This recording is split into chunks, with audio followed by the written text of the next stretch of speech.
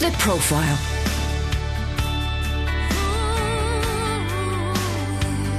You're listening to Premier Christian Radio. Where faith comes to life. Good afternoon and welcome along to today's edition of The Profile with me, Justin Brierley. This is the programme that brings you interviews with Christians in all walks of life. And you can find more interviews at Premier Christianity magazine. If you'd like a free sample copy of the latest edition, go to premierchristianity.com/free sample. Well, today on The Profile, I'll be speaking to two people both involved in multicultural ministry. One of them is Reverend Israel Olofinjana. He has the unusual experience of having been a black minister to a predominantly white congregation. We'll hear from him in the second part of today's show. But in this first segment, I'm speaking to Malcolm Patten. Today on The Profile, I'm joined by the Reverend Dr. Malcolm Patten. He's senior pastor at Black Horse Road Baptist Church in Walthamstow, that's in East London. He's previously ministered at churches in Tottenham and Croydon, and his doctoral thesis was based on research into multicultural ministry. In fact, his new book, published by SPCK, is titled Leading a Multicultural Church. So welcome along to the programme, Malcolm. Thank you. It's great to have you with me. You're a Baptist minister. Yeah. Did you kind of grow up Baptist? Was that your root? Yes, I grew up in the Baptist church in a council house estate in Hartlepool. It was a church that my mother actually had been founder member of as the estate was being built, and they decided to plant a ministry there. My father became a Christian after his father died, and he was invited along to the church. And they came together, and the rest is history. That was where I grew up. As they say. So you experienced a call, I guess, at some point in your life. Was that as an adult, or did you kind of have that from a young age? No, we actually had an American youth pastor for a year when I was about 15, and he had a big impact on my life, and was building the youth ministry. Suddenly became very dynamic. And he challenged me about whether I was simply following in the footsteps of my parents coming to church, or whether I actually believed in who Jesus was and was committed to following Christ. And that led me to a period of reflection on that. And then I just felt a growing sense within me that Jesus was who he said he was. And that if he was, then if he wasn't, then I might as well stop going to church. But if he was who he said he was, then that demands everything of me. And so from that point on, he encouraged me, discipled me. When he went back to the States, I kind of picked up some of the leadership responsibilities. And by the time I was about 2021, feeling the call to ministry, and I think I was 23 years old when I went off to train at Spurgeon's Baptist College. Yeah, so Spurgeon's being Spurgeon's in London. Yeah. But you weren't from London. Was it a big change for you going to the down south? Yeah, it was a dramatic change. I thought I'd come a long way coming from the northeast to London. I remember my area minister saying to me, "God, why don't you go to Manchester?" And I thought, if I'm going to leave Hartlepool, I want to go to London. I want to be there. So I went there, and I thought I'd come a long way. And I looked around, and I hadn't come any distance at all, because I found I was surrounded by people who'd crossed the planet to be here. Yeah. And that just completely blew my mind, really. It was a really cosmopolitan kind of melting pot of different nationalities. Yeah, the different nationalities, the diversity of it all. And I experienced that in the college, who became my closest friends. One was from Trinidad, one was from Nigerian British.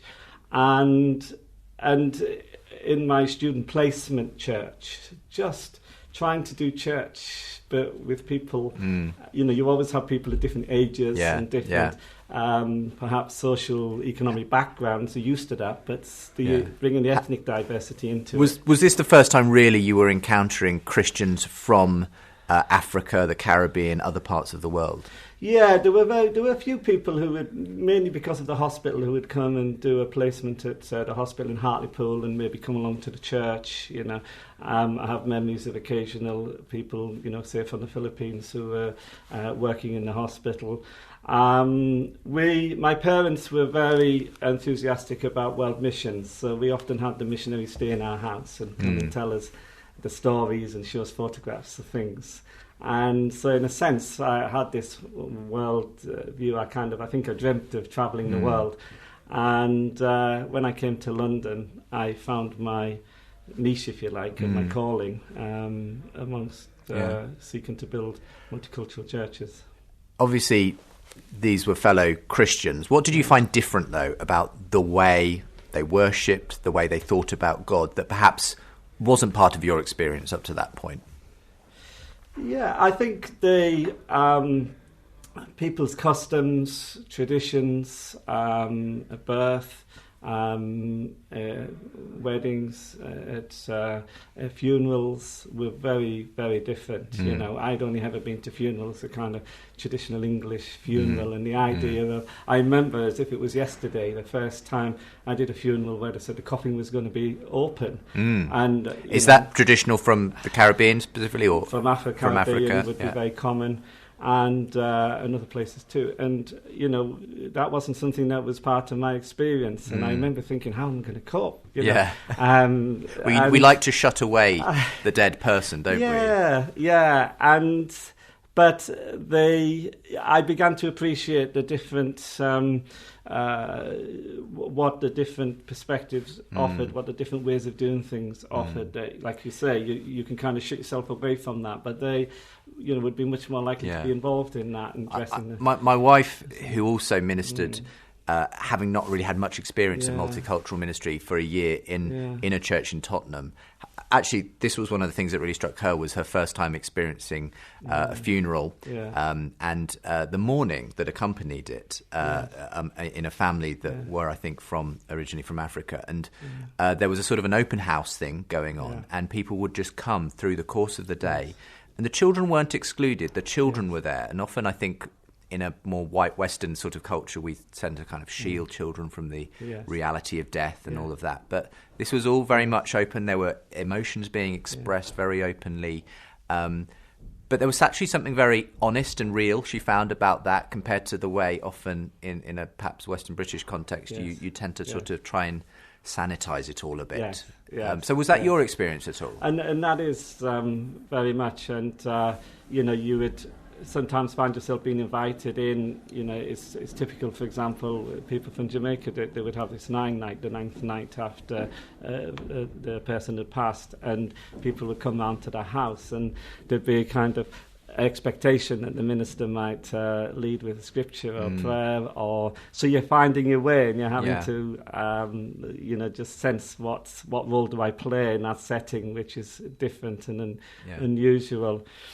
Other ways as well. I mean, I found that often people from other cultures would insist on calling you pastor or minister. They wouldn't want to use your first name, Malcolm. Right. A sense of reverence, respect. Respect, hierarchy.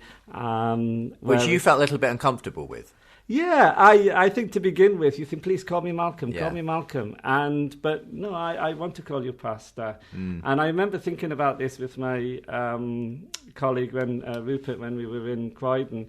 And we talked about this. And in the end, we decided that we would use Pastor Rupert, Pastor Malcolm, or Rupert Malcolm in the news sheet, so that people could feel free. Right. If they wanted to call us Pastor or Pastor Malcolm, they feel free to call us Pastor Malcolm. If you want to just call me Malcolm, that's okay as well. And I think that was part of the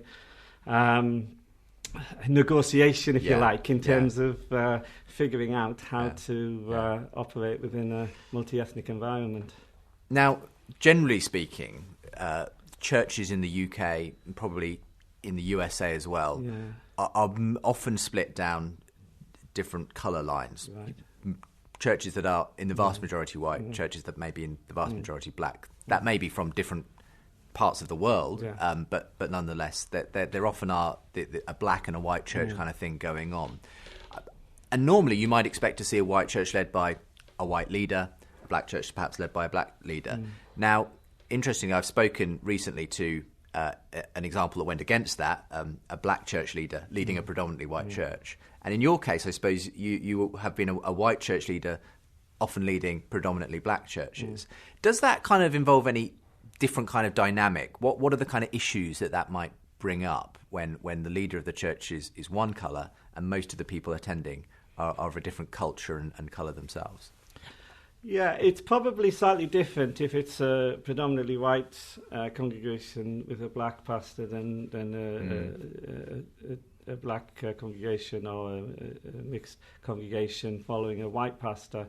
I think from the point of view that when people who are from, particularly those who are from the former colonial, British colonial countries, where they've been used to having white figureheads, and then they come into this country and they've adapted to the fact that their boss may be white and the head of the government may be white and the head of this may be white, the person in the bank is white. I remember one man telling me about the importance of taking his children to Antigua, where he was from, so that they could see that the head of the army, the head of the police, the head of the bank was black and Caribbean, so that they understood that they could aspire to these positions. But coming back to your question, I think the dynamics that we have to reflect on is how are people perceiving you? What dynamics? If you're a white pastor like myself, are people treating me in a way equally? Because some people may kind of defer to you. Yeah. Some people may, because of a historic kind of association that there may be with. Yeah. With that's how they did things in their own culture. They treated the pastor or the leader of the church. And what's your response to that? Are you wanting to sort of try to go against that a bit, or say, okay, that's their culture, I guess that's the way it is? I mean, how do you kind of? I guess it's a tricky thing sometimes to navigate that. I mean, looking at leadership, and I found it helpful drawing on a guy called Hofstede, who was who looked at organisations. He actually looked at IBM right across the world and how people in different cultures responded within organisations. And he talks about emotional distance, and that in countries, say, like Britain, we might have a low emotional distance. And what he means by that, or a low power distance, and what he means by that is that employees feel kind of, if not on an equal plane with the boss or the leader, fairly close and able to criticise, able to say, well, I don't think that we should do it that way, I think we should do it this way. And he observed that other cultures had a much wider power distance, and therefore there was a reluctance to counter what was being said. And you find this when you're dealing with a leadership team. When you have a diverse leadership team, you begin to realise that there may be somebody who never really questions what you say. And I know one of my guys who is part of my leadership team, I would ask him what he thinks about something, and he would tell me a story from back home. And it's his way of kind of saying, well, we did it differently back home, but he's not going to say to me, well, I think you're doing it wrong. I think this is a better way, or how about this? He'll just tell me a story and then say, but it's fine, whatever you think. And so I think it becomes a challenge for me to become aware of that, to what Hofstede calls this emotional distance, to become more vulnerable, more open, to say, well, actually, I think you're trying to tell me something about there's a different way that you used to do it, or that you could suggest it could be helpful to us. And for him to become more vulnerable, to say, it's okay, you can lay it out. We're not trying to be each other, but we're trying to understand how each other tick and make it creatively positive, beneficial for us all. Do you find yourself having to adapt the way you do a sermon, the kind of stories and references you might make, the way you lead worship generally, the way you minister to people as well, just on a pastoral level? It's a big question, but what is that kind of gap, and how do you cross it? For me, coming down from the northeast into the southeast and into London is a cultural bridge in itself, because I find that the culture of the northeast and if you like the working class, the experience that we had of industries closing in the 70s and 80s when I was growing up, and the high unemployment, and coming out of that experience was quite a challenge coming down to London. Not a challenge in a sense, but you have a different perspective on life and politics and everything than sometimes people from the southeast. So in a sense, I have my own cultural bridge to cross, and realise that people treat me differently because of my accent. When I first came to London, people would think of Paul Gascoigne and Jimmy Nail, and these were characters that weren't always the best example. I mean, okay, Paul Gascoigne's a great footballer, but off the field. So that's part of it, in the sense of my own journey. But also, I think that just how we hear one another, how we respond to one another, and how we overcome some of the prejudices that are there, because I think we all carry prejudices, and becoming aware of them and seeking to reduce our prejudices is very important. How very often we're kind of blind to our prejudices, though. People say, well, I'm not racist, I'm not prejudiced, I believe all people are equal, but what are the ways in which we often don't tend to see our own prejudices in that way? I mean, did you have to learn to recognise your own sort of perhaps things you never realised were? Yes, you do, and I think it's encouraged by the fact that sometimes we're a little bit afraid of how to approach people. Somebody has an accent that we're not used to, and we kind of think, it's hard to understand what a person's saying. You can end up just avoiding that person because you don't want to be in the embarrassing situation of having to say, I'm sorry, I didn't catch that. Rather than throw yourself in and get used to it, such that after a little while you hear it perfectly. And I think there's an example I use in the book which I thought really summed up. I read some theory about how when the way prejudice works is that we have our stereotypes. We have an idea as to about people, and it may be because of ignorance. It may be because we've had a bad experience with some people, and we assume that everybody from that background is the same. But we might say, Jamaican people are like this, but then we discover a Jamaican friend who's not like that. But then we think, they're an exception. And then we discover we got Jamaican neighbours, and we find that they're not like that either.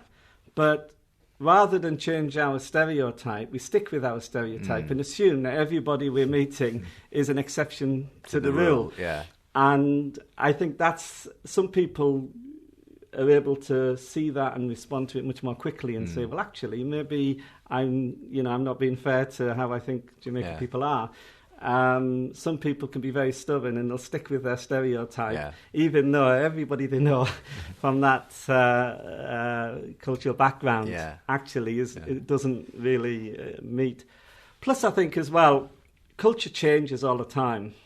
So, my wife, who's from, her parents came over from Jamaica in the late 50s and early 60s. My wife is different to them. She's grown up in this country. She's grown up in North London, so she can do the Jamaican thing. She can be when she's at home. She talks a little bit more like them. She understands the culture and everything. But she also is a product of North London, and the television programs, the music, the things that she likes, the way she likes to dress will be more to do with a person of her age who's grown up in North London. And our child, it will be different again. She loves the fact that she has Jamaican grandparents, and she loves the fact that she has family in Hartlepool. But she again is a different generation, and she's grown up in a multicultural school, and so her outlook is different again. So I think also with prejudice, it's also realising that you can't.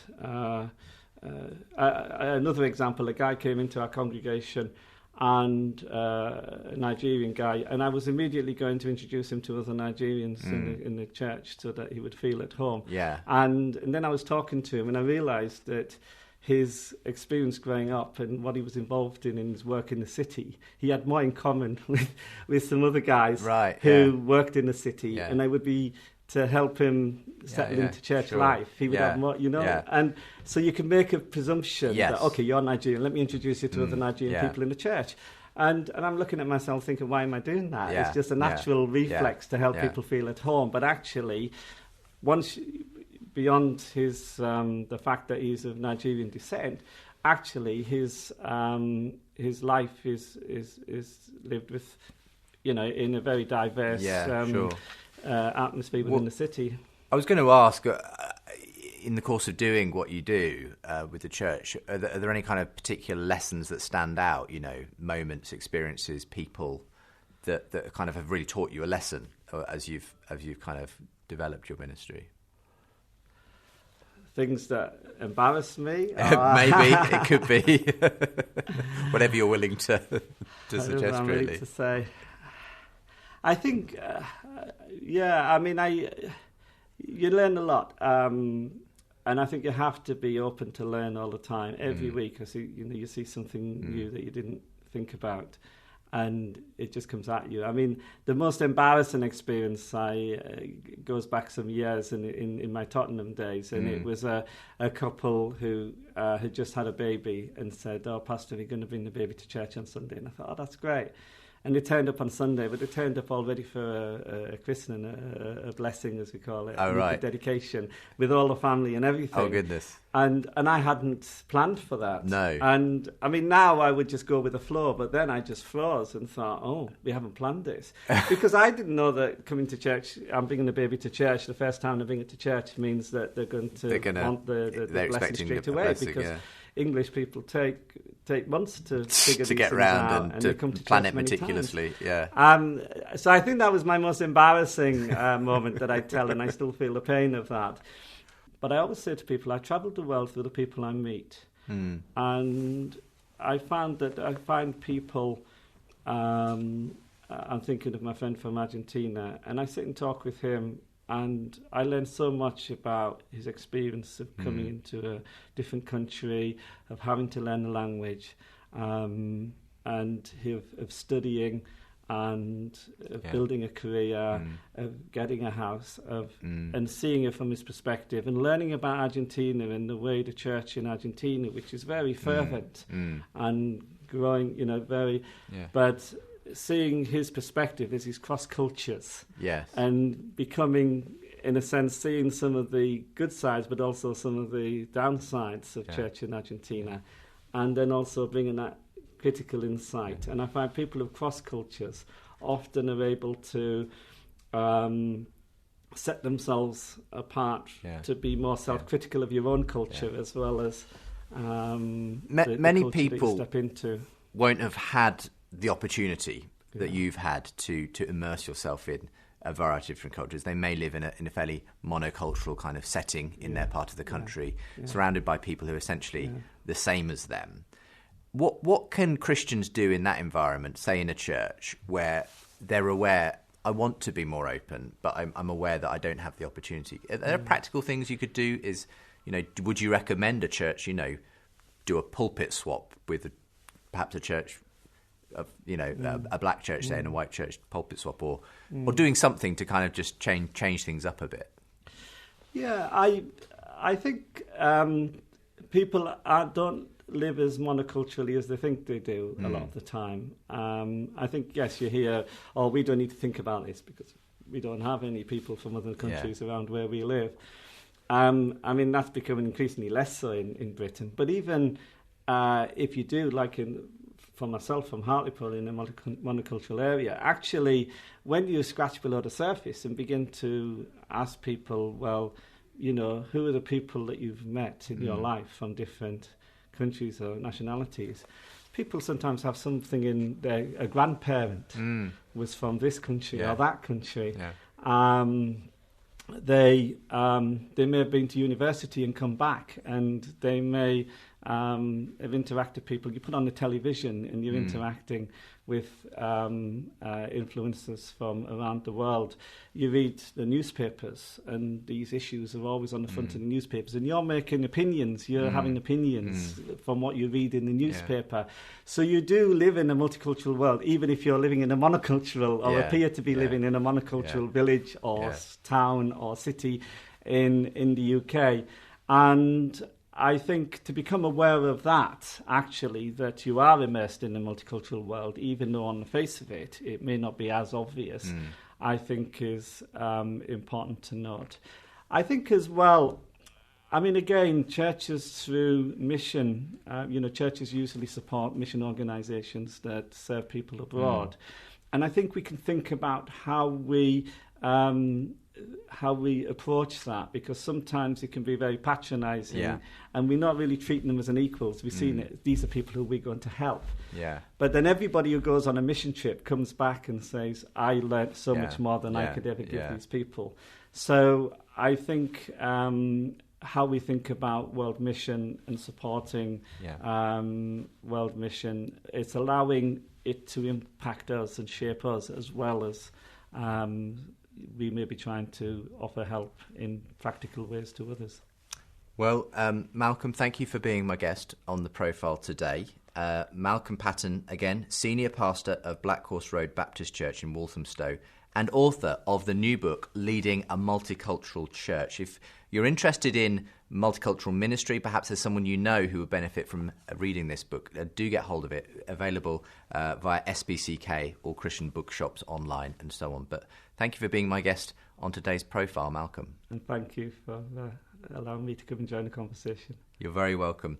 My name's Justin Brierley. You've been listening to The Profile, and we'll be hearing part 2 of today's programme in just a moment. The Profile.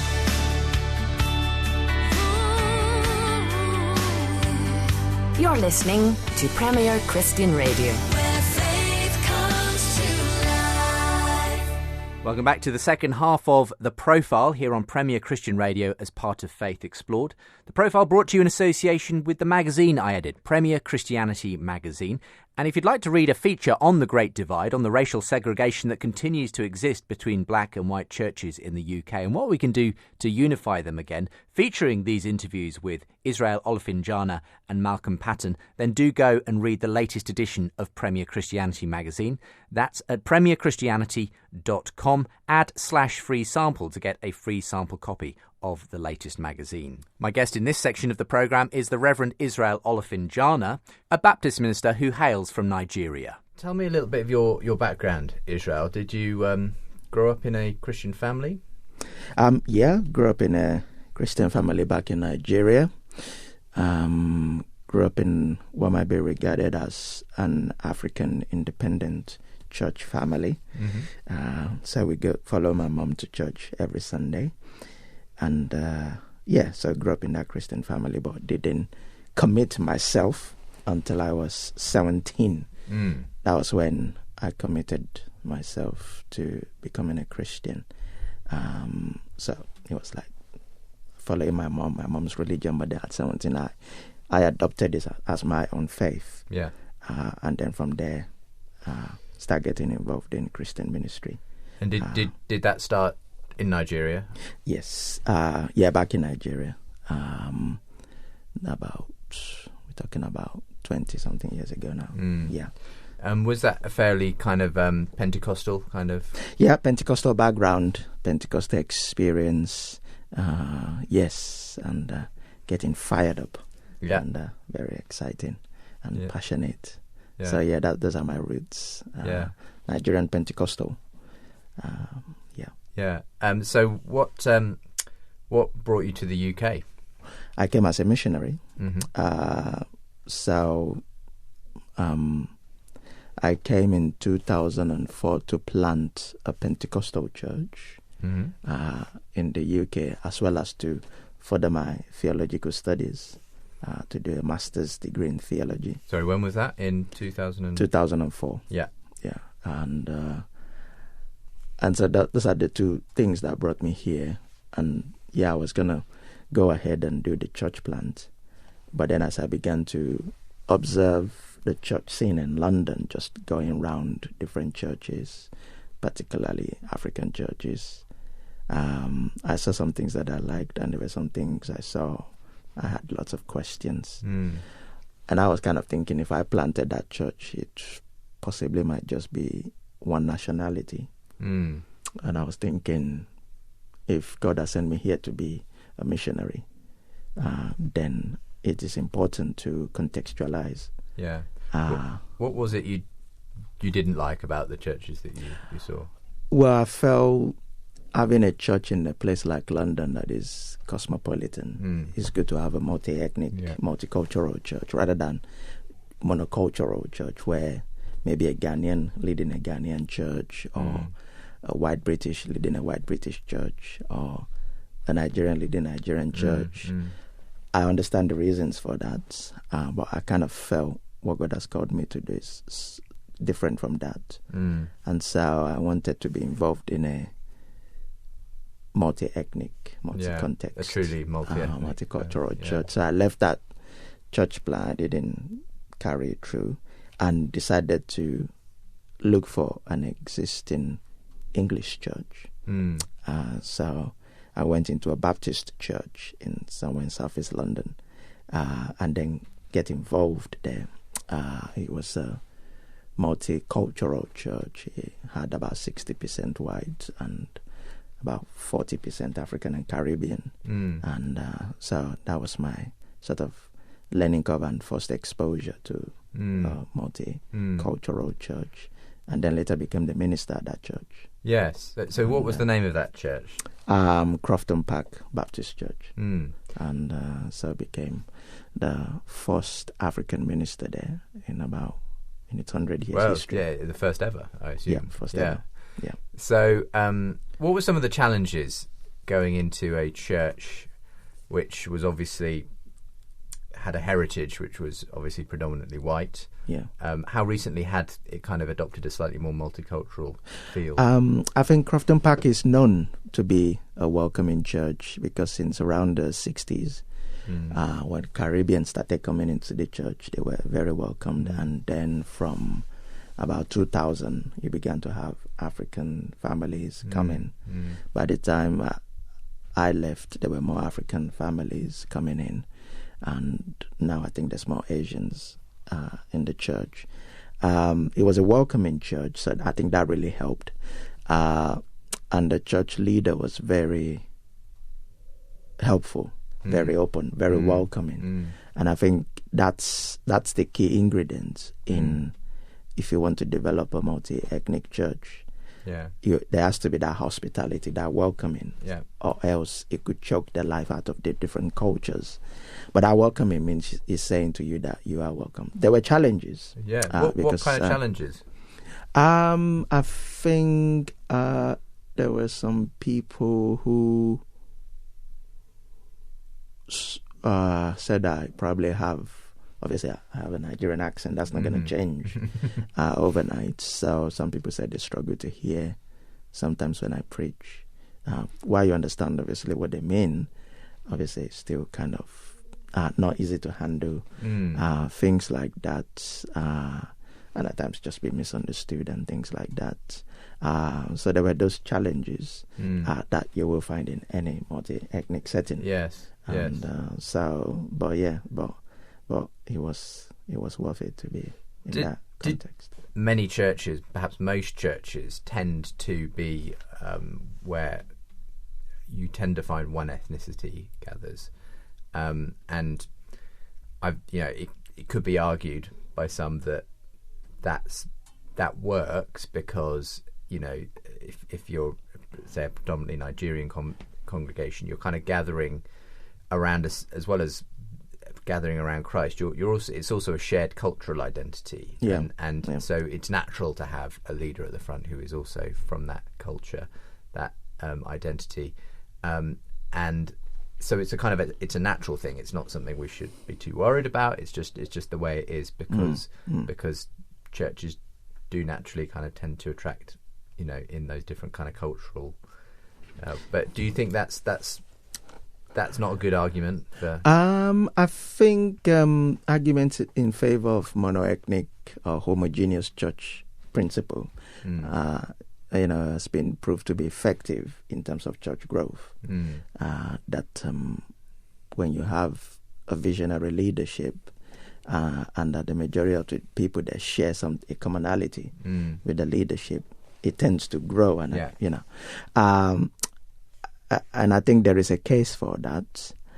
But I suspect that in places where I think we might have a multicultural context, such as, say, London, Birmingham, I think in such places, I think it is important to seek to be multi-ethnic, to be multicultural, to just go beyond one culture. That might be a good starting point, but I would hope that we want to move and progress. Yeah. And equally the same will be for a white majority church in London, because there are still white majority churches in London and in Birmingham and Cardiff and other places, that we almost seek to transition. We have to ask the question, who are the people in our locality that are not in our church? How can we make church accessible? Or how can we bridge the gap so that we can connect together? So I think we have to look at our demography. And then I believe in the biblical vision of Revelations chapter 7. But oftentimes when people talk about Revelations chapter 7 and the vision of all tribes, every nation and language, it actually started from Genesis. Started from creation story. God created diversity, as far as I understand the creation stories. And that is the vision that underpins Abraham's call to the nations. God changing his name from exalted father to the father of nations. It's the DNA of Scripture, and so we can't ignore it. I mean, coming back to the issue of say, a black church pastor, perhaps from Nigeria, the Caribbean, wherever, who is leading a, say, predominantly white church. Now, that's a relatively rare phenomenon. Yeah, that is. Firstly, why is it so rare? And secondly, I guess, for me, a question that arises, and I don't know if you ever encountered this, would be some people who are sceptical of that might say it's difficult for a predominantly white British congregation, say, to be led by, say, a black minister from Nigeria, because the cultural differences are going to kind of be very obvious, and there'll be kind of lots of missing each other, in the ways that you're bringing things across, and that's not the way they're used to things being brought across, and you're not used to the way that they respond. It's not the way that it would happen in your own culture. So, just some of those issues. What do you think? I think in those kind of contexts where you have an African leading maybe a white majority church, I think, there are cultural as well as theological and ecclesiological and missiological factors that one needs to consider. Cultural because, we're talking of ethnicity. At the end of the day, we are all human beings. So we have to start from that point. But we have differences of the way we say things. And whether we like it or not, our culture shapes the way we interpret the scripture and see the gospel. We all have cultural lenses that we bring into the way we do church. And so when you begin to filter that begins to impact how things can be. So, for example, someone coming from an African, say, West African background, it's a culture of respect. Where, for example, you don't address the pastor or the leader by their name. You always say pastor. You say pastor. Or, you don't just call them by name because of that culture of respect for authority, whether parents, anyone older than you, or an elder or something. Whereas where we are in terms of British culture, calling someone by their title is not really the end thing. So you just call people by their names, first name terms. So there could be a kind of a misunderstanding there. If you have an African pastor who expects people to address him or her by the title, or at least show some respect, and then people are just treating him like, hello mate, that sort of thing. It's kind of like, okay, this is different. And so it's negotiating things like that that becomes very tricky. And also theological. depending on which kind of church background people are coming from. Say the African pastor is coming from a background where he believes in prosperity gospel. That could cause a whole lot of cause a whole lot of because from our understanding of the English culture, at times we don't like to talk about money, whereas an African wants to talk about money. Because it matters. So you have again that theological cultural distinctions there, where one wants to talk about money because they think it's important, and one feels, oh no, someone is one of those things we don't talk about. It's reserved. Is there any kind of, or have you ever encountered any kind of racism in the church specifically? I think, yes.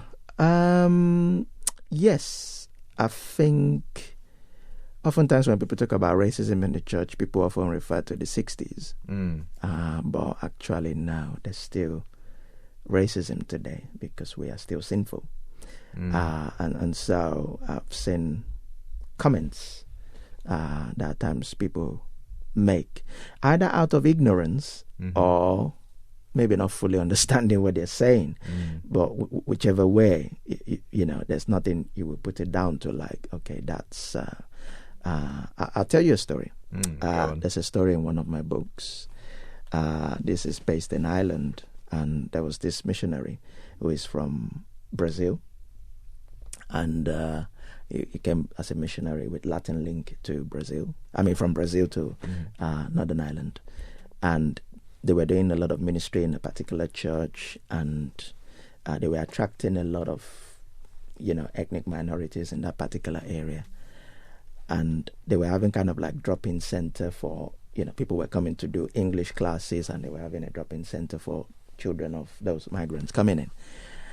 And one of the things that was said by the people in that church was that they don't want to allow some of their children toys or beaks to be used by the migrant children because of contamination. But the way they worded it was like, oh, black children kind of thing. And this is kind of like tension here. This is not 1960. We're talking of 2004-5 here. Recent experience. Another one, I've got a friend who lives in Kent at the moment. He's looking for a church, and he's been to several places, and oftentimes his family has not been accepted. Really? Because they look different. Basically. They've even been told to go and find another church. Really? Yeah. I mean, I was going to ask how explicitly. Is it just that no one wants to talk to them, or is it that they literally get told? That's it. No one talks to them. No one talks to them. And we're not talking of one church, several churches. These are stories. These are true stories. These are people that I know. And these are still some of the things that we encounter today. How given that this does still exist, like it or not, in churches, what steps for a church that perhaps has begun to recognise, well, we may play lip service to equality and wanting to be welcoming to everyone, but it's just not happening, and we don't look the same, say, as the neighbourhood around us for some reason. How do you begin to change that? I think there had to be a culture of intentionality. So it's not enough to just desire it and pay lip service to it. It's got to be intentional action, and which will mean that you have to be proactive. What kind of thing would be proactive? You have to look out for people. So if I give an example, in my current church, Woolwich Central Baptist Church, I intentionally look out for new people. People who are coming for the first time. We intentionally look out for them, either by during the service asking if anyone visiting for the first time. Obviously not everyone likes to do that. We understand that, so we don't put pressure on anyone. But also after the service, making sure that everyone that comes that is new, they have a conversation with someone. And I try to find out who they are and say hello to them, and where possible even write a letter to acknowledge that thanks for coming on Sunday, hope you come and visit us again. That's one way of being intentional. Another would be finding out, for example, in your area, going back to what we said earlier, who are those people out there that are not in our church. So we have about 17 nationalities represented in our church, but there are still some nationalities not represented that are out there. So Woolwich, where we are, we have large Nepalese, we have Somali, and we have Vietnamese. Now, these are nationalities that we don't have well represented in the church, and we would love to. But it all starts by just being conscious and just being, there's something that, Baptist pastors are asked to do, a mission audit. That is, what is your church doing? What are you providing? And what is out there in the community? And then match it together and see where the gaps are. That is being intentional. That is seeking to gain some understanding so that you know what the needs are, so that you can see how you can begin to put actions into address it. Because if you don't know, you're just going to be aiming for nothing. And so you need to have an intentional plan and, go about it. We know that over the last several decades, immigration to the UK and, if you like, second generation people who've grown up in the UK as well, have formed some of the largest churches in the UK by a denomination like RCCG or something like that, or individual churches like Jesus House in London, Kingsway International Christian Centre, New Wine in Woolwich, and those sorts of places. Large congregations, but primarily black congregations. And so there's, I think that kind of maybe feeds into the idea that you can have very large churches, but it seems to, the natural kind of course is that they tend to be aiming at a specific kind of culture and background and so on. And you don't see that many, and I could be wrong, of those churches that are really growing, that have a really, truly diverse kind of congregation. Why is that, do you think? I think there is something here we need to firstly understand. If I take some of those big churches, for example, I think what a lot of people might not realize is that from an outsider's perspective, everyone in those churches look black. Right. But there is diversity in blackness. Sure. Yeah. And at times I think, when I look at KICC or New Wine in Woolwich, where we are, I look at those congregations. You see on Sunday, everyone that goes there looks black. But actually what that does not tell you is that there are people from different parts of Africa. And so within those churches, diversity already exists. More diversity than often is in the white majority church as well. Yeah. Because people have come from different places, but because the term black is used as a blank canvas, that is not seen. And so in those kind of churches like KICC, they actually have lots of nationalities, lots of people from different social status and background. Different tribes, if they're from Africa. And when you put all that together, it's actually, I actually think we need to rethink the term black majority church and change it to black multicultural church. Right. Because of that point. Yeah. Because I think that is the case. Yeah. In many of those churches. There are some churches that you go in, it's majority Nigerian or majority Ghanaian. But equally, there are those you go, there are Ghanaians, there are Sierra Leoneans, Cameroonians, people from Ivory Coast, people from Kenya, Uganda, Tanzania. All these people are different. I think there is a question that both white and black churches are wrestling with, and that is the question that why is it that white British don't no longer go to church? It's a big question for all of us. And I think until we begin to tackle that question as churches together, I think we'll probably continue to polarize because it's a big issue that we need to look at. That why is it that just white British people are not interested in church any longer? And we have to also take it further. Working classes. Why is it that why is they it are a middle not, class exactly sort of church that essentially because exists. the way I see, looking at the church in the UK, it appears overtly white middle class. And so we have to ask all those questions. That why is it? Where did the shift happen? Why are we where we are? And I think this is where all these fresh expressions of church, Incarnate Network from the Baptist and Pioneer Network and other things are beginning to address some of these questions about, okay, we need to think in terms of missional communities or in terms of fresh expressions of the church. How can we have a church in a pub? How can we do a church in a pub? To begin to bridge those gaps, because if people are not coming to us, then surely we have to find ways of connecting and going to them.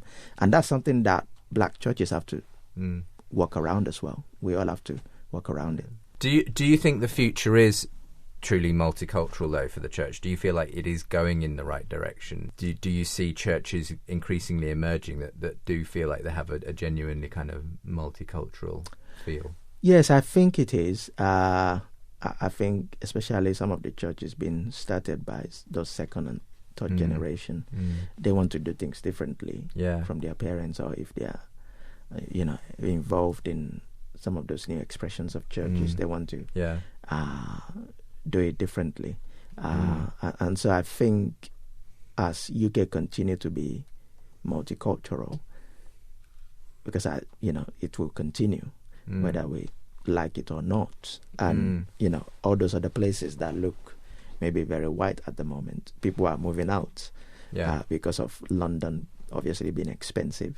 People are moving out, and as people begin to move out, everyone we have to come to terms with, we have to just think multicultural, multi-ethnic.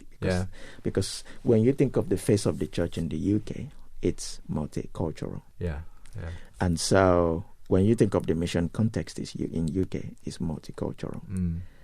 And to address a multicultural context, you need a multicultural missionary movement, which is the church in the UK.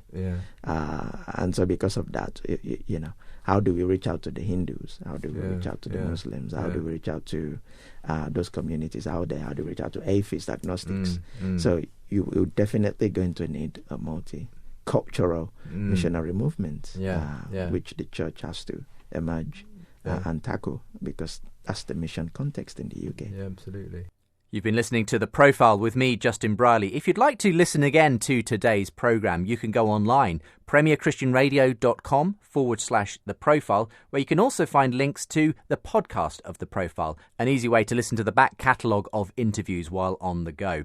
And don't forget, you can find our feature on the great divide between black and white churches and how we can unify them in the March edition of Premier Christianity magazine. Go online and ask for a free sample copy at premierchristianity.com/free sample. I've been Justin Brierley, your host for The Profile. Look forward to being with you again at the same time next week. Right now, time to hand over to Dave Rose with Premier Playback.